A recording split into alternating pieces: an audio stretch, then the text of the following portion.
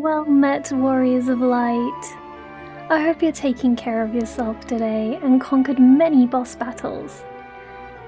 I wanted to talk about something cozy and feel good today, so hug your Moogle plushies and snuggle up with me.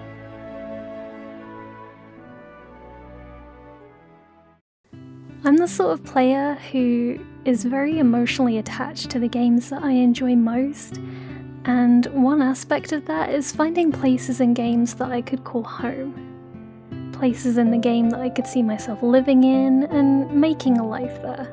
So I said to myself, why not share these happy thoughts with everyone? Now, please be aware that there will be some mild spoilers for locations and hinting at certain events, but I have tried to keep it as spoiler-free as I can. Let's dive in with my top 5 Final Fantasy homes. Let's begin with number 5, Final Fantasy VII, Aiths House. I really love nature and flowers and calm, and this house has all of the above. It's a beautiful haven within a dark and claustrophobic slum. This home has both the feeling of comfort and family joy, but tinged with the melancholy of lost loved ones and fear. I could see myself tending to the flowers alongside Aerith and baking bread with Elmira. I especially love the way this home was reimagined in the remake. It really helped to enhance the atmosphere of this hidden sanctuary. And one of my favourite parts of the remake was actually being able to go out to the top balcony and look out over the garden just to breathe.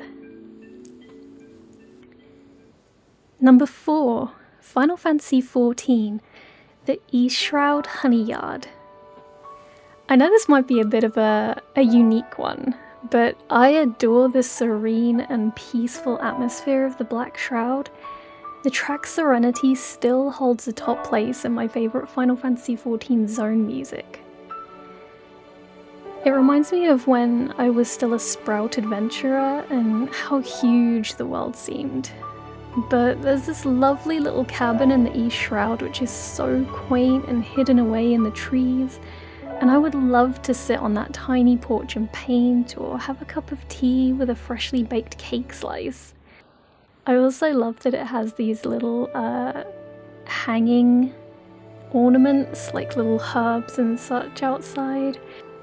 It really brings in this cozy, lovely vibe that I really adore. Number 3, Final Fantasy X, Bessade Tents. These tents look so cozy and airy.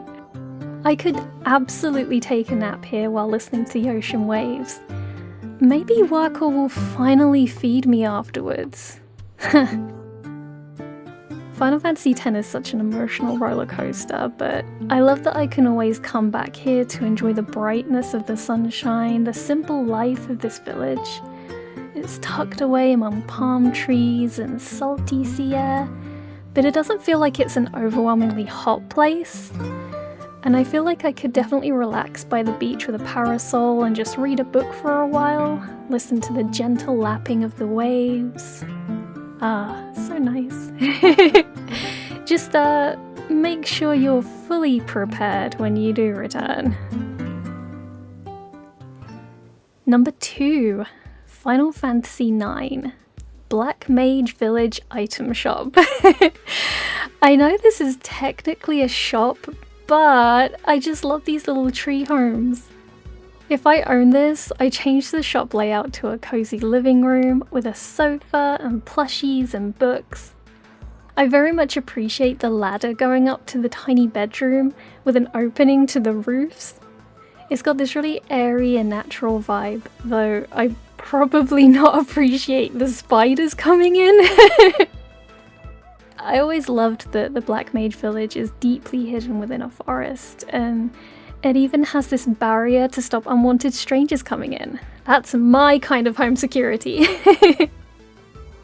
But the best part I feel is the quirky atmosphere of the village. Its music is fun and a little silly, but in a good way. It gives the impression that the residents are just trying to find themselves and work life out, which I think many of us can relate to. And finally, number 1, Final Fantasy VIII Rain's House. And of course, a Final Fantasy VIII entry is at number 1. I'm obsessed! It's my favourite Final Fantasy and has some of my favourite locations in the game.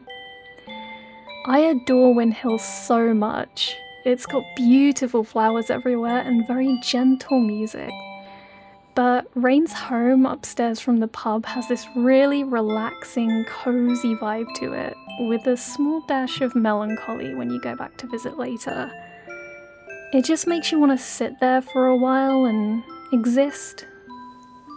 She also has these gorgeous stained glass windows.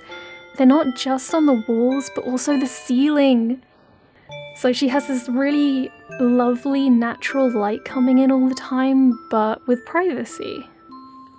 The sofa and chairs are very elegant, a little old-fashioned and country style, which is something I personally vibe with.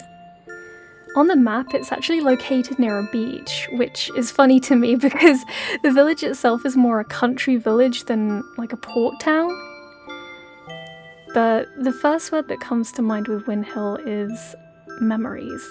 And I feel like that is such a big part of this place and why it would be my absolute favourite place to live in the whole of Final Fantasy. I would love to know what your favourite houses are in the Final Fantasy series. I'd love to hear your reasons and why you love them, and if you share any in common with me. I'd love to make more videos like this as well, just to share things that I love about these games. I feel like I'm at my happiest when I'm sharing these personal happy memories with others, as this series is very close to my heart. Let me know what favourites you'd like me to share next. Thank you for watching, and I'll see you in the next adventure. Take care, Warriors of Light!